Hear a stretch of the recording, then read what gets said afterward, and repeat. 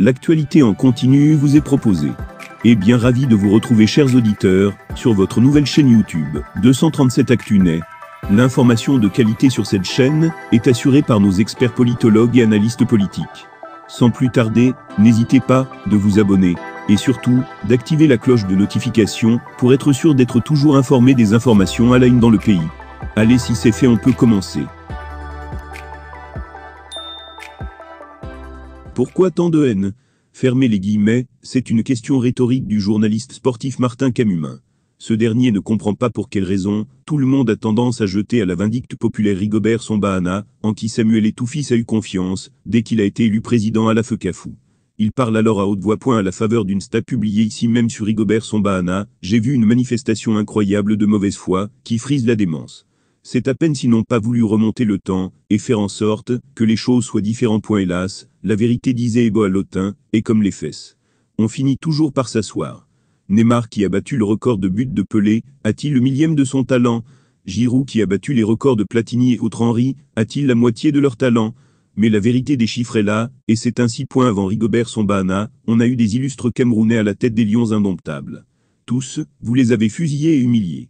Juste parce qu'ils sont Camerounais, parce que dans votre mentalité coloniale, il est impossible de comprendre qu'un des vôtres est plus haut.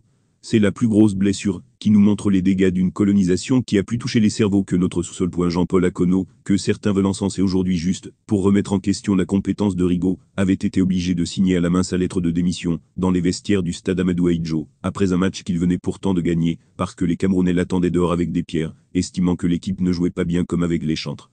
Nous sommes en 2001.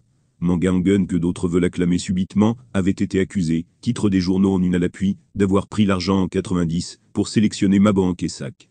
Non sans lui attribuer les mêmes critiques en 98 pour Lacan au Burkina, pour la sélection des Mapo et autres Gita, qui se révéleront par la suite être de vrais talents. Leonard Nsuk avait récupéré une équipe abandonnée et sans repère en 93. Il a réussi à la qualifier à la Coupe du Monde.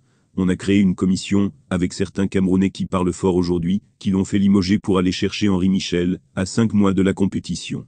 Jules Nyonga, qui est dans vos bouches comme une référence, ne l'aviez-vous pas accusé d'avoir distrait une mallette de dizaines de millions restée introuvable, jusqu'aujourd'hui? Ce n'est pas la compétence de son le problème. C'est votre haine à toute lumière locale, à tout lampadaire qui éclaire les ténèbres de vos frustrations. Tenez, en cette participation à la Coupe du Monde, le Cameroun a eu 7 entraîneurs différents. Voici leur bilan. Jean Vincent, 3 matchs, 3 nuls. Valérie Nepomniachtchi, 5 matchs, 3 victoires et 2 défaites. Henri Michel, 3 matchs, 1 nul et 2 défaites, dont une rentrée dans le livre des records face à la Russie. Claude Leroy, 3 matchs, 2 nuls et 1 défaite. Frièche FR, 3 matchs, 1 nul, 1 victoire et 1 défaite. Paul Le Guen, 3 matchs, 3 défaites. Bolkefink, 3 matchs, 3 défaites. Rigobert Sambahana, 3 matchs, 1 nul, 1 défaite, 1 victoire face au Brésil, la première pour une équipe africaine. À la lecture de ces chiffres, ce Nepomniachtchi a fait mieux que Rigobert Sambahana. Il y en a qui écriront en bas, c'est la chance. Ok. Mais sachez-le, la chance ne survient qu'aux esprits préparés. Baissez juste le volume de votre haine contre vos compatriotes.